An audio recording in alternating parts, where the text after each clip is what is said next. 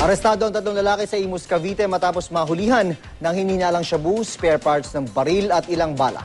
Ang mga sospek aminadong gumagamit ng iligal na droga pero iginiit na hindi umano sila nagtutulak. Balita nga din ni Athena Imperial. 10 sachet ng suspected shabu, mga aluminum foil, mga weighing scale, spare parts ng baril at mga bala ng caliber 22 Magnum. Yan ang mga nasabat ng otoridad sa 3 lalaking inaresto sa Barangay Alapan, Imus, Cavite, pasado alas 6 kagabi. Kinilala ang mga sospek na sina Romeo Sarangillo alias Romel, Ronald Ilaya at Manuel de la Cruz na pawang mga taga Imus, Cavite.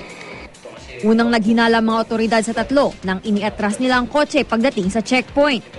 Papasbay na kami sa area, then nakita namin sasakyan. Inovertikan namin yung sasakyan, then bumaba kami. Nung magpakilala kami mga pulis kami, bumaba yung 3 lalaki. Then pagbaba nila, sinabayan na nila ng takbo. So, wala na kaming choice na kundi hinabol na rin namin sila. Aminado naman ng 3 na gumagamit sila ng ipinagbabawal na gamot pero hindi raw sila tulak. Saan kayo po pupunta? Alapan po yati. Nakasabay ko lang po itong 2. Bakit po kayo may dalang mga drugs?